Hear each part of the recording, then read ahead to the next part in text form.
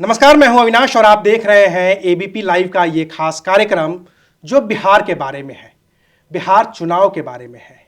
और जब चुनाव है तो जाहिर सी बात है कि बात होनी चाहिए थी पार्टियों में सीट शेयरिंग के फॉर्मूले को लेकर के। बात होनी चाहिए थी कि एनडीए में कौन साथ है और कौन किसके खिलाफ है। बात होनी चाहिए थी कि महागठबंधन में सीट बंटवारे का फॉर्मूला क्या बना है। लेकिन हम ये बात को कुछ देर के लिए टाल रहे हैं क्योंकि इससे भी बड़ी बात हो गई है उस पार्टी में जिसने लंबे समय तक बिहार में शासन किया है और अब एक बार फिर से वो शासन करने की कोशिश में जुटी हुई है। लेकिन अब उसके घर में ही ऐसी बगावत हो गई है कि वो शायद चुनाव संभाले न संभाले, पहले उसे अपना घर संभालना पड़ रहा है। मैं बात कर रहा हूं लालू यादव के परिवार की, जिसमें रोहिणी आचार्य ने खुले तौर पर एक बागी तेवर अपना लिए हैं और अपनी पार्टी के तमाम बड़े नेताओं को, पार्टी के ट्विटर हैंडल को, सबको अनफॉलो कर दिया है। और अब वो क्या करने की कोशिश कर रही हैं, पार्टी में क्या होगा, इन सबको जानने समझने की कोशिश में हमारे साथ आज हमारे मेहमान हैं एबीपी न्यूज़ के वरिष्ठ पत्रकार आशीष कुमार सिंह। उनसे हम जरा जानने समझने की कोशिश करेंगे कि लालू परिवार में ये चल क्या रहा है और क्या ये वही चल रहा है जो 2017 में यूपी विधानसभा चुनाव के ठीक पहले मुलायम परिवार में हुआ था। तो शुक्रिया सर वक्त देने के लिए। थैंक यू विनाश। सर, हम लोग तो बातचीत तो यही करना चाहते थे ना कि महागठबंधन में सीट शेयरिंग का फॉर्मूला क्या होगा, एनडीए में सीट शेयरिंग का फॉर्मूला क्या होगा, कौन कितनी पार्टियों सीटों पे लड़ेगा, कौन कहाँ से लड़ेगा और कहाँ हम बात करने लगे हैं सिर्फ एक परिवार के बारे में। हुआ क्या है सर? अभी अपने इंट्रोडक्शन में अविनाश, जब तुम ये कह रहे थे कि इसको कंटेन, पूरी एनर्जी जो है इसको संभालने में जा रही है, मुझे ऐसा लगता है कि संभालने की कोशिश नहीं हो रही है। अच्छा। इसी वजह से ये स्पाइरल कर रहा है, ये विवाद बढ़ता जा रहा है। अगर सकारात्मक तरीके से इसको सुलझाने की कोशिश की गई होती तो दोनों ही पक्षों से उस तरह के बयानात आप देखते। जनरली जो राजनीति में होती है, कुछ सॉफ्टनिंग ऑफ स्टैंड दिखता, रीच आउट किया जाता, भाई बहन को रीच आउट करता, बहन भाई को रेसिप्रोकेट करती।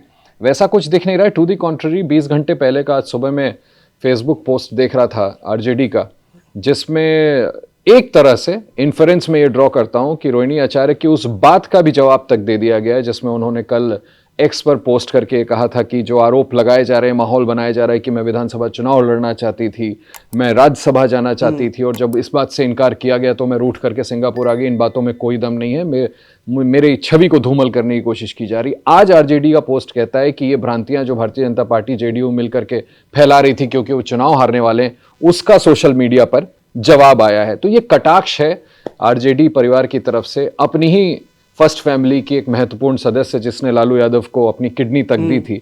और मुझे लगता है कि आरजेडी के सोशल मीडिया आधिकारिक हैंडल से अगर इस तरह का जवाब दिया जा रहा है तो ये पीछे से पॉलिटिकल पैट्रोनेज के अलावा आज तक तो 25 साल के टेलीविजन के करियर में मैंने रिपोर्टिंग में नहीं देखा है।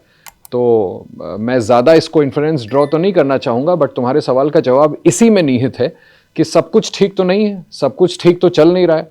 विवाद चल रहा है, आपसी मनमुटाव चल रहा है, शिकायतें चल रही है, और सबसे जो अफसोसजनक बात है वो ये कि डेरोगेटरी लैंग्वेज भी चल रहा है। तो ये जो मुझे समझने की हम लोग ये कोशिश कर रहे हैं, क्या ये कोई राजनीतिक महत्वाकांक्षा है परिवार के बीच की? लालू यादव निर्विवाद नेता जिन्होंने राष्ट्रीय जनता दल बनाया, जब वो फंसे चारा घोटाले में, उनको सत्ता सौंपनी थी, उन्होंने राबड़ी देवी को सत्ता सौंप दी। कट टू 2015 जब हम आते हैं, जब लालू यादव और नीतीश कुमार मिलकर के साथ चुनाव लड़ते हैं, उस समय जब पारिवारिक विरासत सौंपने की बारी आती है तो वो तेज प्रताप न होकर के तेजस्वी यादव हो जाते हैं। उससे पहले मीसा भारती हालांकि पॉलिटिक्स में होती हैं, फिर भी एक परिवार की जो विरासत सौंपी जाती है वो चली जाती है तेजस्वी यादव के पास। मीसा भारती लोकसभा चुनाव लड़ती हैं, राज्यसभा जाती हैं, फिर फिलहाल लोकसभा में हैं। तेज प्रताप यादव मंत्री तक बनकर के सीमित हो जाते हैं। रोहिणी आचार्य आती हैं, लोकसभा का चुनाव लड़ती हैं, हारती हैं, और फिर ये सारी बातें। क्या इसे सिर्फ सियासी महत्वाकांक्षा की तरफ देखा जाए, या ये देखा जाए कि इस परिवार में ऐसा बहुत कुछ है जो पहले सामने नहीं आया था और अब चुनाव दर चुनाव वो सारी परतें उधड़ती चली जा रही हैं? देखिए, चुनावी वजह से परतें उधड़ करके सामने आ रही है ऐसा तो नहीं है। इसके पीछे की कहानी मुझे ऐसा लगता है कि जितना परिवार के अंदर के लोगों की राजनीतिक महत्वाकांक्षा नहीं है, उतना जो आरोप लग रहे हैं कि बिहाइंड द कर्टेन्स जो लोग मैनेज कर रहे हैं, शायद हो सकता है कि उनकी महत्वाकांक्षाएं हो, जिसकी वजह से तेज प्रताप यादव भी आप देखिए अपने मतलब आप several संजय यादव interviews- की बात कर रहे हैं? मैं नहीं कर रहा हूं। ये तमाम डिस्कशंस आप देखिए, ये फैमिली के बीच से ही ये बातें निकल के आ रही हैं संजय यादव फैमिली के को भी छोड़ दें आप, ये पब्लिक डोमेन में है। अब तो कोई बात छुपी नहीं है ना कि हम और आप सिर्फ समझने के लिए, मतलब क्या कहा जाए उसको, अंग्रेजी में कुछ कहते हैं जिसमें आपको, मतलब it is not left up to you to you know, आप इसको कोशिश कर रहे हैं समझने के लिए, ऐसा नहीं है। क्लियर पिक्चर है, क्लियर है, सामने है अब तो कि किसकी भूमिका को लेकर के सवाल उठ रहा है। तेज प्रताप यादव लंबे समय से कहते रहे हैं, उन्होंने कई बार उंगली उठाई है और सभी लोग जानते हैं कि जिसका नाम आप ले रहे हैं उनके बारे में कहा गया है। अभी तक उनकी तरफ से भी कोई सफाई औपचारिक तौर पर नहीं आई है। डॉक्टर मीसा भारती, देखिए राजनीतिक महत्वाकांक्षा, जब ये तय हुआ था कि तेजस्वी यादव ही पार्टी को लीड करेंगे लालू यादव के बाद, जब सालों उन्होंने पार्टी को लीड किया, उस समय ज़रूर मुझे याद है, आप भी जर्नलिज्म में थे, कि ये ज़रूर एक चर्चा थी कि डॉक्टर मीसा भारती सबसे बड़ी बेटी हैं, सक्रिय राजनीति में हैं। ये मुझे निजी तौर पे लगता है कि भारतीय राजनीति का एक शायद उतना उत्साहित चेहरा नहीं है, तथ्य नहीं है, फैक्ट नहीं है कि आप लड़कियों को विरासत सौंपने से पहले 2 बार सोचते हैं। बहरहाल वो परिवार का फैसला है। ईस्टर्न यूपी और बिहार की पृष्ठभूमि आप भी जानते हैं, मैं भी जानता हूं, थोड़ा सा झुकाव लड़कों की तरफ होता ही होता है। सेइंग दैट, ये भी नहीं कहा जा सकता कि तेजस्वी यादव ने अच्छा नेतृत्व नहीं दिया। पर्याय बन गए लालू यादव के, इसमें कोई दो राय नहीं है कि उन्होंने नेतृत्व दिया और आरजेडी को बहुत फॉर्मिडेबली, माफ कीजिएगा, लीड भी कर रहे थे। So far as Rohini Acharya is concern, doctor Misa Bharti का वक्त उस समय बीत गया, अभी वो शांत हैं। हालांकि ये चर्चाएं भी बहुत है कि वो भी इक्वली डिसअपॉइंटेड हैं, क्योंकि लेकिन रोहिणी के बारे में मैं आपको इतना कह सकता हूं कि जितना मैं सीमित उनको जानता हूं, लोकसभा चुनाव वो जरूर लड़ी। इस दफा वो सिंगापुर से जब आई थी तो सिर्फ और सिर्फ भाई के लिए कैंपेन करने के लिए आई थी, कोई राजनीतिक महत्वाकांक्षा नहीं थी, सिर्फ सोशल मीडिया पे डालने के लिए ही नहीं। हम एज अ जर्नलिस्ट, हमारा काम भी तो है कि बिहाइंड द सीन कुछ चीजें पता भी तो करें। तो जहां तक मेरी जानकारी है उसके मुताबिक ना तो वो विधानसभा चुनाव लड़ने में कतई इंटरेस्टेड थी, नंबर 1। नंबर 2, ना ही उन्होंने विधानसभा चुनाव लड़ने की कोई इच्छा किसी के कहने पे बाद में पुनर्विचार करके जाहिर की, जिसको डिक्लाइन कर दिया गया। ना ही उन्होंने ऐसा कुछ कहा परिवार में कि क्यों ना मैं लोकसभा नहीं जीत पाई, जरा सा से रह गई तो आप मुझे राज्यसभा दे दीजिए। ये बातें सरासर गलत हैं। जो भी विवाद हुआ है वो इसी बात को लेकर के हुआ है कि जितना रिस्पेक्ट, जितना महत्व मिलना चाहिए था, वहां से यहाँ आई, कैंपेन में इन्वॉल्व होना चाहती थी। मेरी जानकारी के मुताबिक कैंपेन में ज्यादा इन्वॉल्व नहीं किया गया। एक ही बार आपको याद आएगा जब वो चंपारण गई, छपरा सारण में जब ये कैंपेन चल रहा था, जब अखिलेश यादव शामिल हुए थे।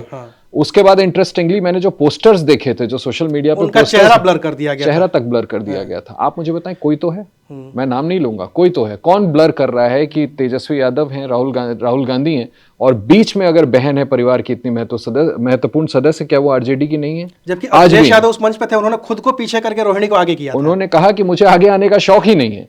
मैं तो कह रहा हूं आरजेडी की नेता है ना, चलिए छोड़ दीजिए आपकी बहन। अरे और कुछ नहीं, लालू की बेटी भी तो है, वो सामने है, आपने उनको डेलिबरेटली ब्लर कर दिया, तो ये तो तकलीफ पहुंचाने और जख्म पर नमक छिड़कने वाली बातें हैं। उसके बाद भी आप आगे सवाल करिएगा, उसके बाद भी आपने रोहिणी को कितने कैंपेन में देखा? कोई बहन आपकी इतनी दूर से आ रही है सिर्फ इस उद्देश्य से कि आपके साथ कैंपेन करके आप ही का हाथ मजबूत करूं, नोइंग फुली वेल कि उसकी अपनी कोई महत्वाकांक्षा अभी तक तो नहीं थी। आगे हो जाए तो हो जाए, मैं कह नहीं सकता। क्योंकि जिस तरीके की भाषा का इस्तेमाल आरजेडी कर रही है रोहिणी का घर का होते हुए भी, ऐसी भाषा मैंने ना बीजेपी के लिए देखी। राजीव प्रताप रूडी जब चुनाव लड़ रहे थे, रोहिणी आचार्य चुनाव लड़ रही थी, मैं खुद सारण गया था। आप गए थे? वहां मैं गया था वहां, मुझे याद है। और फिर भी राजीव प्रताप रूडी की ओर से या उनके समर्थकों की ओर से भी ऐसी भाषा का इस्तेमाल रोहिणी आचार्य के लिए पूरे चुनाव में नहीं हुआ जैसी अभी हमें देखने को मिल रही है। मैं वही तो कह रहा हूं कि क्या आपको लगता है कि किसी बात पर वो अपने पिता से अगर नाराज होकर के चली गई होती तो ये बात लालू यादव जी को गवार गुजरी होती कि मेरी बेटी ने मुझसे कोई आपत्ति दर्ज कराई है, रूठ के चली गई है, ये मेरे और उसके बीच की बात है। आरजेडी के ही लोग कैसे, और चलो ठीक है आरजेडी के लोग चिन्हित ना भी हो, ट्रोलर्स हो, जो भी हो, ये हिम्मत कैसे पड़ रही है कि वो लगातार करते जा रहे हैं और दिन ब दिन बीतते जा रहे हैं। चलिए मैं मान लेता हूं ये दूसरे स्पेक्ट्रम के लोग, दूसरी राजनीति के उस तरफ के लोग हैं जो पर्दे के पीछे इन डिस्गाइज इस तरह का पोस्ट करके उनके खिलाफ अगर ट्रोलिंग कर भी रहे हैं, तो फिर परिवार का जो सबसे मजबूत सदस्य जो इस पार्टी को लीड कर रहा है, अभी तक मैंने देखा नहीं है। आई एम सरप्राइज कि तेजस्वी जी ने इस पे एक्सेप्शन क्यों नहीं लिया, क्यों नहीं उन्होंने स्ट्रिक्टली कहा कि ये जिस तरह की भाषा का इस्तेमाल हो रहा है रोहिणी के खिलाफ, ये मैं कतई बर्दाश्त नहीं और करूंगा। कुछ न कहते, जिस बस में वो जा रहे हैं, जिस कुर्सी पे वो बैठ रहे हैं, अपनी बगल में बहन को बिठा लेते, ये सारी बातें तो अपने आप खत्म हो जाती। देखिए, ये पता है, ये सारी चीजें बड़ी जेंटलमैन तरीके से मैं और आप सोच सकते हैं कि ऐसा करते वैसा करते। मैं कुछ तो नहीं कहना था भाई, साथ मिला के पूरा परिवार एक साथ खड़े होकर के एक मंच पे हाथ उठा लेता। इसीलिए किसी की हिम्मत नहीं पड़ती। इसीलिए शुरुआत में मैंने आपसे कहा कि आप कह रहे हैं कि आपने शुरुआत में इंट्रोडक्शन में कहा कि इसको अब मैनेज करने की कोशिश चल रही है। मुझे लगता है मैनेज करने की कोशिश हुई ही नहीं। अगर हुई होती तो भाई बहन को एक दूसरे से बात करना था। हम और आप क्या हैं, हम पराये लोग हैं, हम दूर बैठे हैं। भाई और बहन को एक दूसरे से बात करना था, गले लगना था, सारे गिले शिकवे दूर करने थे, एक साथ मिलकर के प्रचार में जुड़ना था। और हाँ, फिर से मैं आपको बता दूं, ये जानकारी मेरी स्पष्ट है कि इनकी खुद की कोई राजनीतिक महत्वाकांक्षा नहीं थी। और जब मुझे पता है तो ये तो पार्टी की लीडरशिप तेजस्वी जी को भी भली भांति पता होगा कि जमाना भले जो माहौल बना रहा है, मेरी बहन का ये इमीडिएट कोई महत्वाकांक्षा अभी तो नहीं है। और अगर होती भी, मान लीजिए एक विधान 243, अभी 40 लोकसभा की बात तो हो नहीं रही, 243 सीटें हैं, आप 100 से प्लस लड़ेंगे ही लड़ेंगे, एक सीट दे भी देते अगर होती तो भी। नहीं, मैं उस पर जाना नहीं चाहता, इसलिए क्योंकि देखिए, मेरा और आपका फर्ज है सही जर्नलिज्म करना। एंड अगर अविनाश को कोई बात सही पता है हाँ। तो उससे मैं टस से मस नहीं होऊंगा। मैं फिर से कह रहा हूं कि उनकी अभी फिलहाल कोई इच्छा नहीं थी। मैं कह रहा हूं बाद में होती, बाद में अपने भाई से कहती कि यार अब हम बहुत अच्छे परफॉर्मेंस लाएं, इतना सारा वो हो गया। अगर उनकी इच्छा होती, परिवार में जिक्र होता, चर्चा होती, राज्यसभा जाती, ये सब मुझे नहीं पता है। This is all in speculation of, it's a domain of speculation. ये आगे चलकर होता नहीं होता इसमें नहीं पढ़ना चाहता। फिलहाल जब भाई को ये पता है कि किसी कारण रूठ गई है, कहीं मेरी गलती या कहीं उसकी गलती, कहीं वो गलत समझ रही, कहीं मैं गलत समझ रहा हूं, लेकिन कम से कम उसने मुझसे आकर के विधानसभा की सीट नहीं मांगी थी, तो चलो इस लड़ाई झगड़े को खत्म करते हैं, बात करते हैं, बात विवाद को सुलझाते हैं। कहीं पर ऐसा लगता है कि जो आरोप लग रहे हैं, कोई तो है बीच में जो ये शायद रिप्रोचमेंट नहीं होने दे रहा है। देखो, कहते हैं अंग्रेजी में any sort of reconciliation needs a dialogue. तो अगर वो डायलॉग हो रहा होता, अगर वो बातचीत सकारात्मक तौर पर हो रही होती। और आज देखिए, एक और बड़ी इंटरेस्टिंग बात आपको बताऊं, मेरे लिए ये भी आश्चर्य की बात है कि लालू यादव जैसे पावरफुल लीडर उस फैमिली में हैं, और डिस्पाइट दैट दिन पर दिन बीतते जा रहे हैं और ये खाई जो है पट नहीं रही है। विच मीन्स मेरे जहन में सवाल आता है कि क्या लालू जी अब वो इन्फ्लुएंस एक्सरसाइज कर रहे हैं कि नहीं? क्या उनकी भी बात उस हद तक सुनी जा रही है कि नहीं सुनी जा रही है? क्योंकि हमने लोकसभा तक देखा है कि लालू यादव एक्टिव रहे। कोई बात होती थी, राबड़ी देवी कम से कम बाइट देती थी। मीसा भारती कुछ गलत हो या सही हो कहती थी कि मैंने देखा नहीं है, मैं बताऊंगी, या बोलती भी थी। ये तीनों के तीनों चुप नजर आ रहे हैं। पार्टी सच में एकदम एक ही आदमी चला रहा है। आपको क्या लग रहा है? आप चूंकि आप बहुत लंबे समय से ये देख रहे हैं। इसका स्पष्ट जवाब देना तो बड़ा मुश्किल है मेरे लिए, लेकिन मैं आई कैन ओनली मैं सेंस लगा सकता हूं कि अभी जो फिलहाल कैंपेन दिखा है इतने दिनों का, उसमें बहुत ज्यादा इन्वॉल्वमेंट सक्रिय लालू जी की नहीं दिखी है। Correct me if I am wrong, आप उस पृष्ठभूमि को शायद मुझसे बेहतर जानते हैं। हाउएवर, बहुत ज्यादा सक्रिय लालू जी नहीं दिखे, और मीसा भारती तो डॉक्टर मीसा भारती बिल्कुल नहीं दिख रही है। तो सो फार ये कहना शायद गलत। दिखी तो सिर्फ रोहिणी दिखी, एक बार दिखी है शायद 2 बार। लालू भी दिखे तो अखिलेश यादव गए थे पैर छूने के लिए, तो लालू यूसुफ पठान गए थे, हेमंत सोरेन गए थे, गेस्ट जा रहे हैं, मिल रहे हैं, लेकिन लालू पब्लिकली स्पीच नहीं दे रहे हैं। हाँ, तो मुझे लगता है कि लार्जली आप मान के चलें, जैसे समाजवादी पार्टी उत्तर प्रदेश में अखिलेश यादव जी के हवाले, यहाँ पर भी तेजस्वी यादव ही चला रहे हैं। लेकिन दोनों में फर्क यही नजर आ रहा है ना। अखिलेश यादव के यहाँ कोई बातचीत होती है तो वो बात धीरे धीरे, ठीक है, बिगड़ी थी, लेकिन अब बन गई है वो बात, क्योंकि उसके बीच में कोई नहीं था। यहाँ पे तेज प्रताप यादव पहले निकले, ठीक है, जो बात हो सकता है वो अनुष्का यादव वजह हो सकता है तेज प्रताप यादव की राजनीतिक महत्वाकांक्षा वजह हो, लेकिन ये बात बिगड़ी तो ऐसी बिगड़ी कि तेज प्रताप यादव ने कह दिया कि अब तो मैं आरजेडी में जीते जी नहीं जाऊंगा। रोहिणी आचार्य अभी देख ही रहे हैं कि सबको अनफॉलो कर दिया, इवन पिता को अनफॉलो कर दिया। जो वीडियो हमने रोहिणी आचार्य उसका इस्तेमाल कर सकती थी अपने पॉलिटिकल फायदे के लिए, कि जब वो स्ट्रेचर पे जा रही हैं, लोकसभा चुनाव में भी वो वीडियो जारी नहीं किया था, और अब उन्हें बताना पड़ रहा है कि मैंने ये किया था। देखिए, वो तो तकलीफ दिखाता है। राजनीति में हर चीज़ों को एक ही ब्रश से हम पेंट कर दें कि जी पॉलिटिक्स से, वो कहना भी ठीक नहीं है। इमोशनल तो वो हैं, तभी कह रहा हूं कि फायदा लेना होता तो उस समय ली होती, तो वो तो फायदा लिया नहीं उन्होंने उस बात का। बिल्कुल, आप ठीक कह रहे हैं। और आप जो सवाल कर रहे हैं कि भाई वहां फर्क ये है कि कोई बीच में नहीं, और यही तो मैं शुरू में बोल रहा था ना। देखिए, जो आपने शुरू में ही कहा, संजय यादव जी उनके सलाहकार हैं, राज्यसभा के सांसद भी हैं, और बड़े अच्छे दोस्त भी तेजस्वी जी के बताए जाते हैं। कैंपेन किसी का हैंडल करना या किसी का राइट हैंड मैन होना कोई गलत नहीं है। राहुल गांधी के कनिष्ठ को हम जानते हैं, ऐसे कई और पॉलिटिकल। भाई नीतीश कुमार के लिए प्रशांत किशोर ने कितना लंबा काम किया था, इससे ज्यादा नजदीकी थी। ऐसे कई नाम हैं, ऐसे कई नाम हैं। मौजूदा प्रधानमंत्री के भी सलाहकार हैं, कई लोगों के सलाहकार होते हैं, इसमें कोई बुराई भी नहीं है। लेकिन जब एक ही व्यक्ति को लेकर के परिवार का हर सदस्य शिकायत करने लगे तो मुझे ऐसा लगता है, देखिए ऐसा कोई भी विवाद नहीं है जिसको सुलझाया नहीं जा सकता। Every problem has got a solution if you can only find it.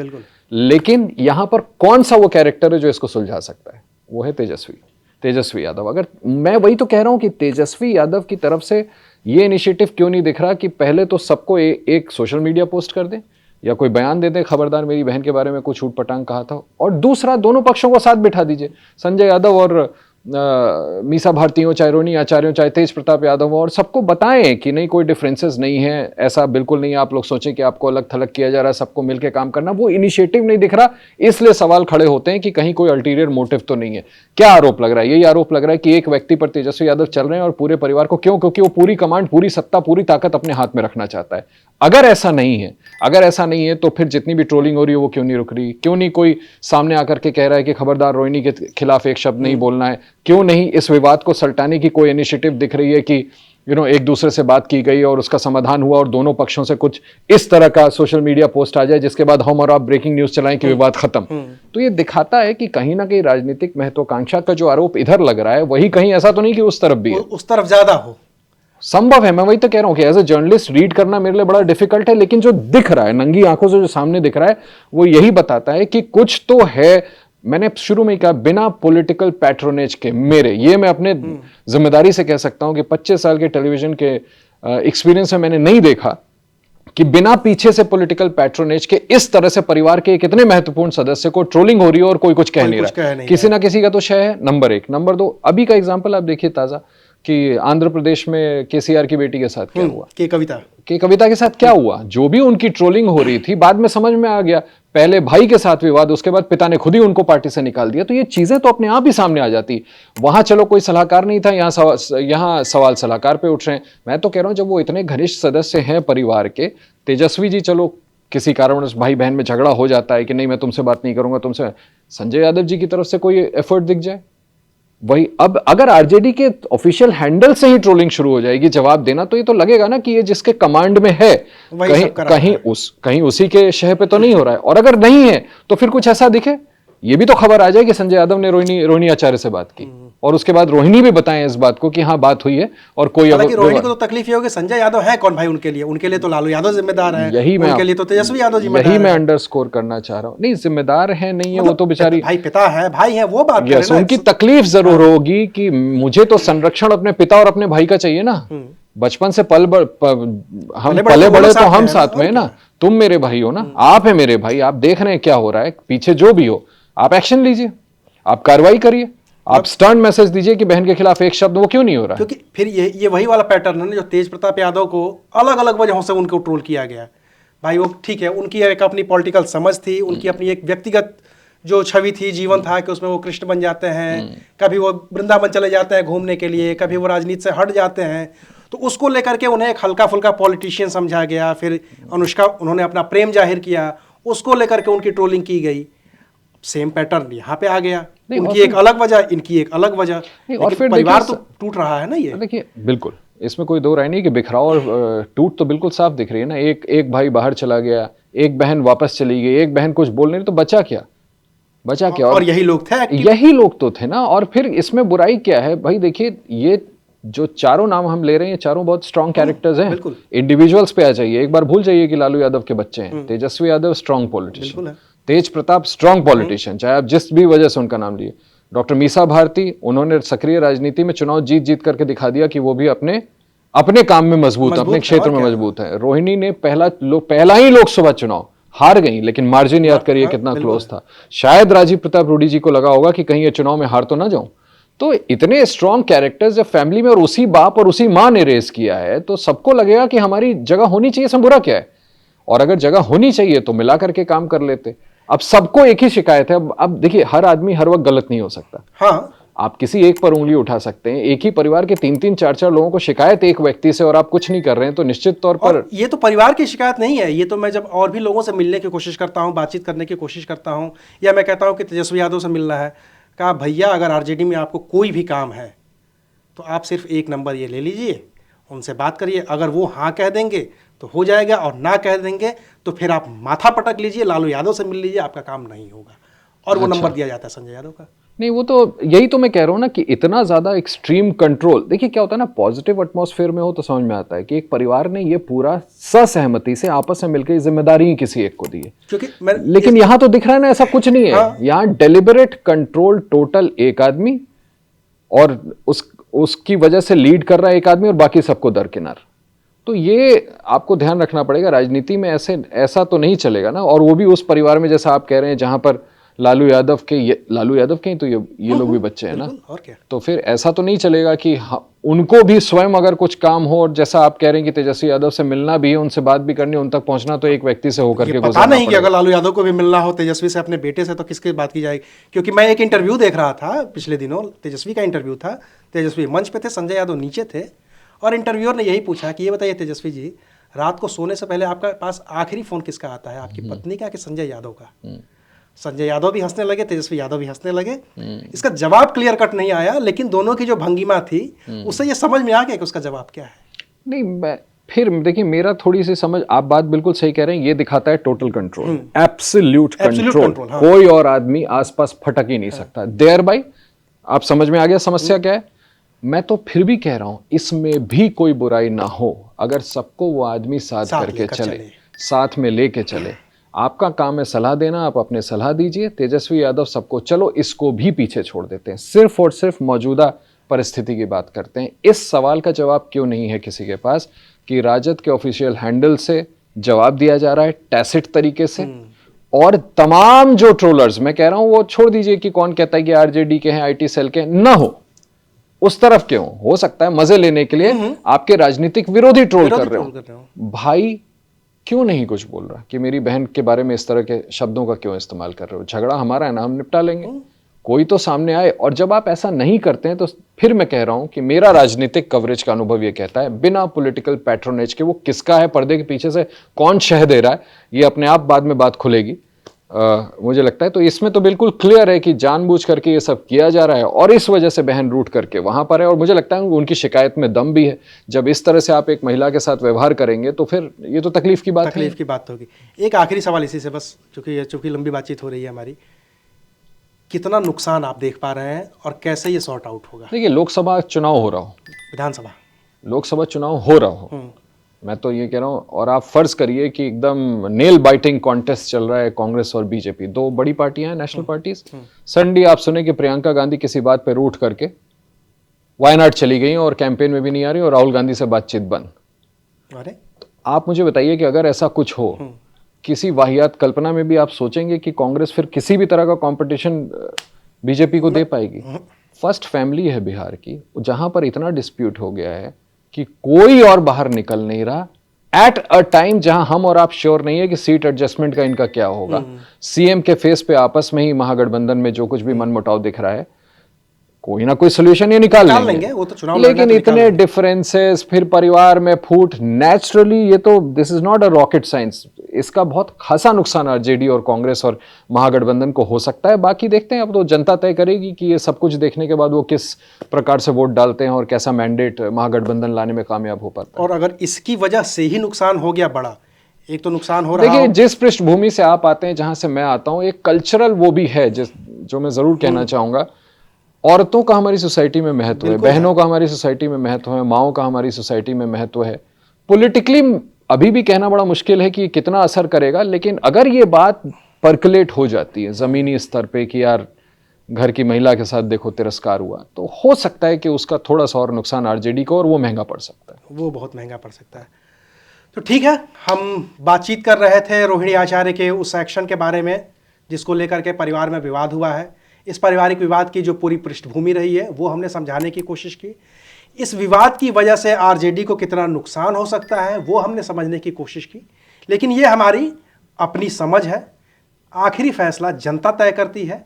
वो वोट के जरिए ये तय करेगी कि इस परिवार के विवाद में किसको कितना नुकसान हो रहा है। हम अगली जब बातचीत करेंगे तो इस पारिवारिक पृष्ठभूमि से ऊपर उठ करके फिर और भी बिहार की जितनी कहानियां हैं उन पर बात करेंगे। तब तक देखते रहिए एबीपी लाइव। शुक्रिया।